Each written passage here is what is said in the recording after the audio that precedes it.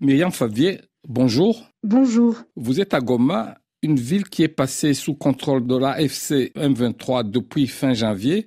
Est-ce que la situation humanitaire qui y prévaut aujourd'hui est toujours aussi alarmante que lors de la prise de cette ville ? Fin janvier, à Goma et aux alentours, il y a eu une escalade de la violence, y compris en zone urbaine, avec une utilisation d'artillerie en zone peuplée. Ça voulait dire effectivement beaucoup de blessés, pas d'électricité pendant quasiment une semaine, donc pas d'eau, car c'est directement lié, des corps qui jonchaient au sol, tous les hôpitaux et les structures de santé en suroccupation. Donc la situation humanitaire était terrible. Je pense qu'aujourd'hui, la situation s'est stabilisée. Pour le CICR, ça veut dire que le point crucial en ce moment, c'est de répondre aux besoins essentiels des gens en réduisant les risques auxquels on fait face. Alors, vous l'avez évoqué, ces affrontements ont fait de nombreuses victimes civiles.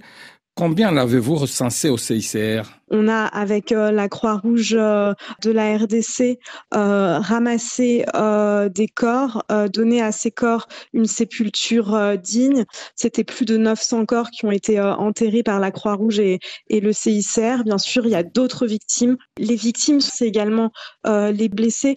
Nos structures de santé CICR étaient à plus de 400% de suroccupation à un moment. Il y a eu plus de 1900 patients soignés depuis le mois de janvier.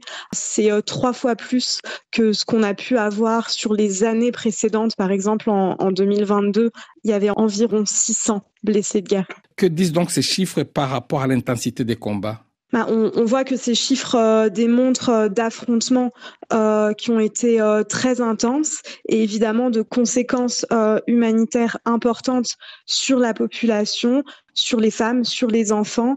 Il y a des blessures par balles, des blessures par engins explosifs, énormément de traumas crâniens qui ont été mentionnés. Quand il s'agit d'engins explosifs, ça veut dire des amputations multiples, que ce soit sur des adultes ou des enfants dont l'éducation est certainement ensuite suspendue pour qu'ils puissent se soigner. Donc le CICR a par exemple réouvert 3 maisons d'écoute dans le but de soutenir la population civile par rapport à l'utilisation d'artillerie et du trauma que les gens ont vécu en ville et dans les alentours. Certaines ONG, les autorités congolaises ont dénoncé l'arrestation de plus d'une centaine de blessés ou de gardes malades dans des hôpitaux à Goma. Qu'est-ce qui s'est passé réellement ? Quelle est la situation de ces gens ? Est-ce que vous savez où ils sont ?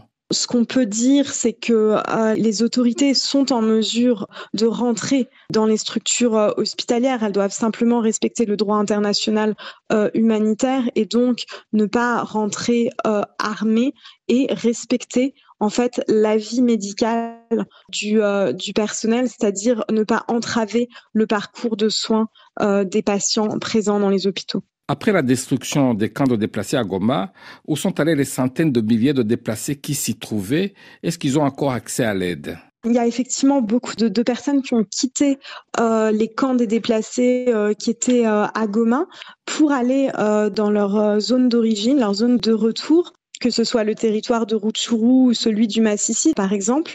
Et les équipes tentent de faire des évaluations afin de mieux comprendre la situation, les besoins et de pouvoir répondre à ces besoins. Pour la plupart, en fait, les gens retrouvent des maisons qui doivent rénover, voire reconstruire. C'est souvent des maisons en planches, ce qui veut dire que le bois a parfois été utilisé par les gens qui étaient restés pour se chauffer. On servit de brancard dans des situations d'urgence pour évacuer les blessés. Donc ça, c'est un premier point. Ensuite, les affrontements ont été parfois tellement intenses que ça a détruit les lignes d'électricité, ça a détruit le réseau d'eau.